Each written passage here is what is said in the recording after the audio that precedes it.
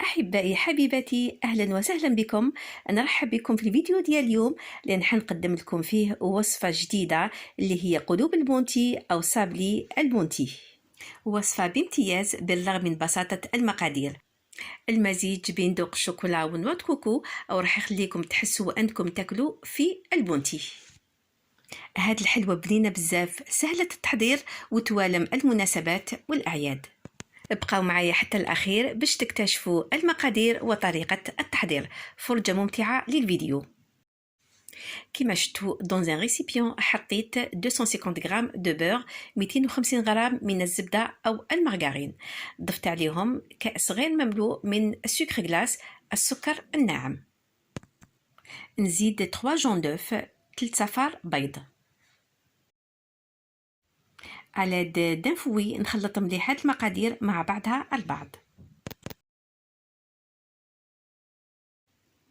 نزيد 3 ملاعق كبيرة من الكاكاو البني المر، 3 كويرة سوب دو كاكاو.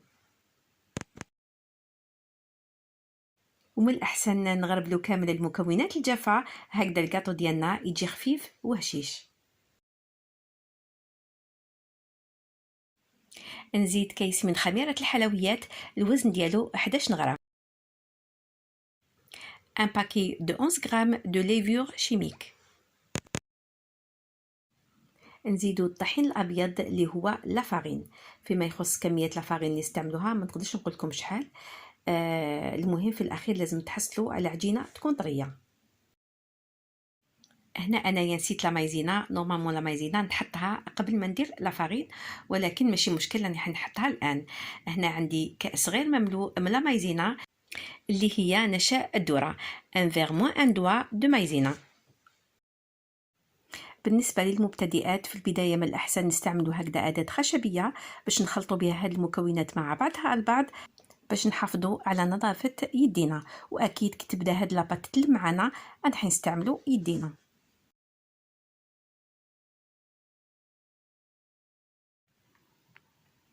هذا هو القوام ديال العجينة اللي لازم تحصلوا عليها.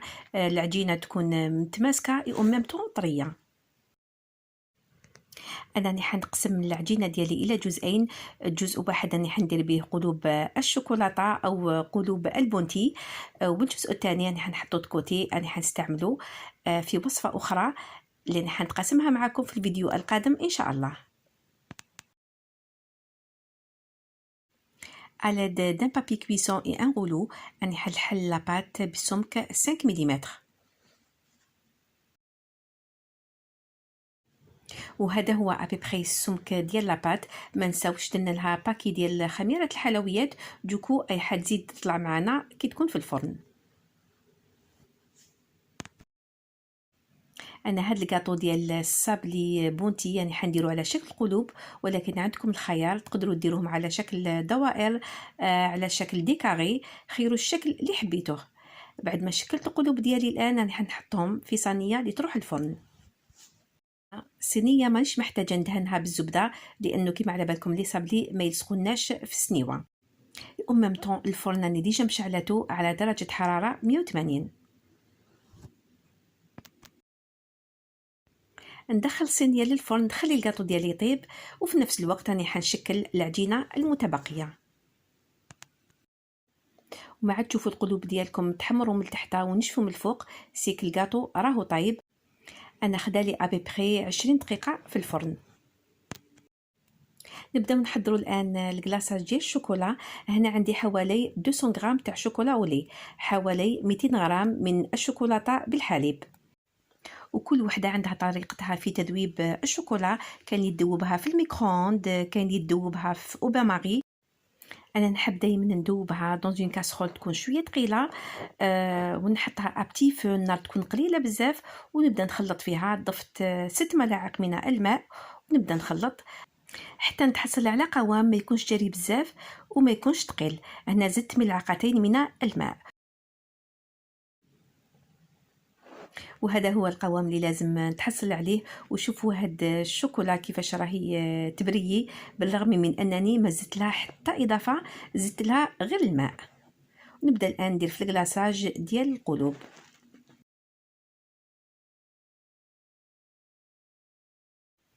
بعد ما نكمل الكلاصاج ديال هاد ليكور نخليهم ينشفوا ونروحوا فيما بعد باش نحضروا الحشو اللي راح يكون بمكونين فقط: نواه كوكو والحليب المحلى المركز.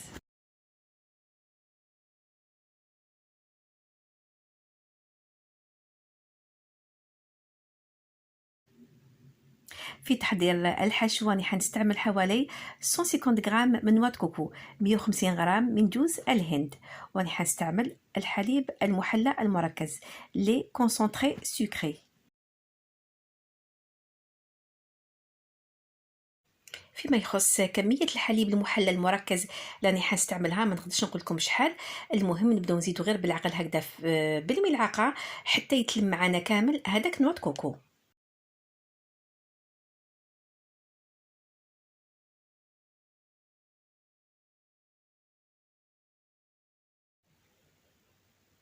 وكي نشوف هذاك نواه كوكو تلم معنا وكم سي حنتحصل في الاخير على اون بات، في هذه المرحله نتوقف وما نزيدش كامل الحليب المحلى المركز.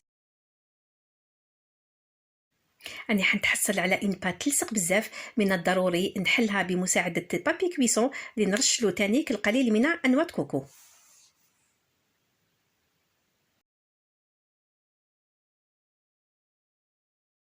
وبيان سور دوك نعاود نروحي بالحلال باش نحل هاد لاباط، نسي نعطي لها السمك ديال 5 ملم كيما السمك ديال قلوب الشوكولاته اللي شكلناهم.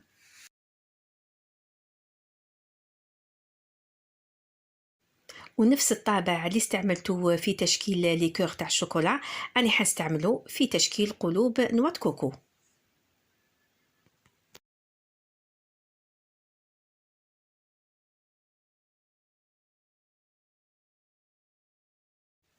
بعد ما نشفت مليح الشوكولا فوق لي صابلي نروحوا الان المرحله الاخيره وهي مرحله تركيب قلوب البونتي.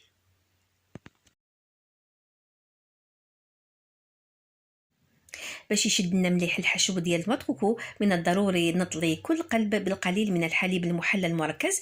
الى ما قعد لكمش الحليب المحلى المركز نقدروا نطليوهم تانيك بشويه ديال الكونفيتور.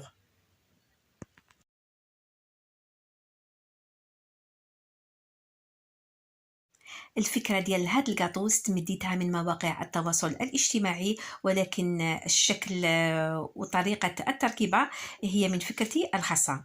يعني في مواقع التواصل الاجتماعي شفتو على شكل دوائر، وهاد الحشو ديال نواه كوكو ما نشوفوش يغطيوه بالشوكولا ويشبحوا الحواف ديال الكاطو.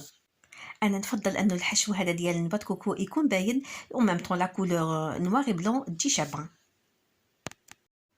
وفي الأخير هاهم ليك قلوب البونتي اللي حضرته معكم في شكلهم النهائي. ما بقى لي غير نقسم لكم وحده باش تشوفوها كيفاش جات من الداخل. جا خفيف وهشيش، والبنه ما نحكي لكمش، صدقوني كي تاكلوه هو كانكم تاكلوا في البونتي. وبمقادير جد بسيطه تحصلنا على حلوى راقيه شكلا ومذاقا. نتمنى أن الوصفة ديال اليوم تكون نالت إعجابكم. أحبائي حبيباتي ما تنسوش لايك وشجعوني بتعليق. أشكركم جزيل الشكر ونقولكم إلى الملتقى في فيديو جديد إن شاء الله.